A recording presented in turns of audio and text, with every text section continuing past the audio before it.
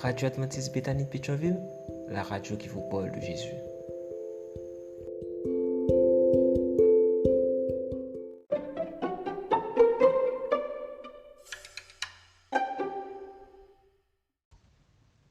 La vigile matinale provient de l'œuvre de Monica Diaz, Méditation quotidienne au féminin. La méditation de ce matin, aujourd'hui, 10 avril 2024, est tirée de Exode 1, verset 21. Parce que les sages-femmes avaient eu la crainte de Dieu, Dieu fit prospérer leur famille. Aller à l'encontre de l'autorité, page 109. En règle générale, les femmes ne sont pas combatives. Nous avons tendance à céder afin de préserver la paix et la sérénité. Pour le bien des relations familiales, professionnelles, sociales et ecclésiales, nous avons développé une conviction interne selon laquelle il est nécessaire d'être soumise à l'autorité.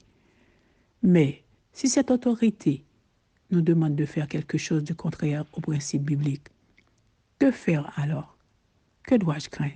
L'autorité, le combat ou Dieu? Il y a 2 femmes dans la Bible qui m'aident à répondre à cette question. Leurs noms sont Shifra et Poua. Si vous n'en avez jamais entendu parler, je vais vous résumer leur histoire qui se déroule en Égypte à l'époque précédant la libération des Israélites de l'esclavage. Shifra et Poua étaient 2 sages-femmes hébraïques à qui, un jour, Pharaon a fait la demande suivante, qui, lorsqu'elle vient du roi de Haute et de Basse Égypte, est plus un ordre direct sous peine de mort qu'une demande. Quand vous accoucherez les femmes des Hébreux et que vous les verrez sur les sièges, si c'est un garçon, faites-le mourir. Si c'est une fille, elle pourra vivre.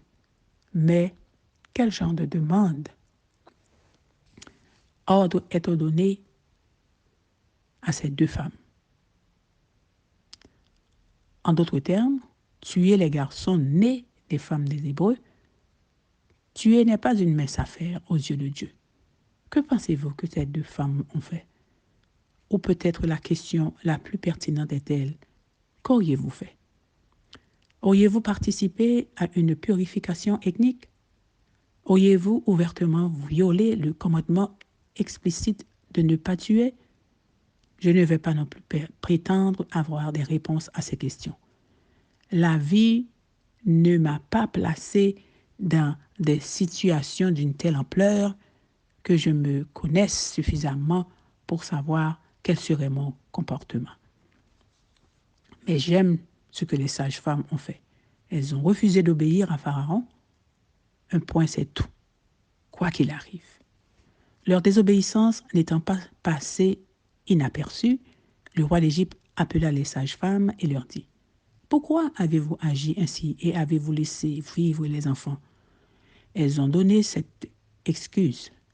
C'est que les femmes des Hébreux sont pleines de vie et accouchent avant l'arrivée de la sage-femme. Quelle réponse! Quel courage! Elles ont osé défier l'autorité civile parce qu'elles demandaient quelque chose qui allait à l'encontre de l'autorité divine. Et c'est précisément pourquoi Dieu fit prospérer leur famille. Un exemple à suivre en matière de conscience. Seigneur, fais-moi savoir quand tu attends de moi que je t'obéisse plutôt qu'aux autres. Mets dans moi cette crainte sacrée qui me permettra d'être fidèle à une conscience éduquée dans ta parole. À une conscience éduquée dans ta parole. Amen, amen, amen. Allez à l'encontre de l'autorité. Que Dieu vous bénisse. Bonne journée. D'autres émissions aussi intéressantes sont aussi disponibles sur notre site radioadventistebethany.com et aussi sur toutes les plateformes de podcast.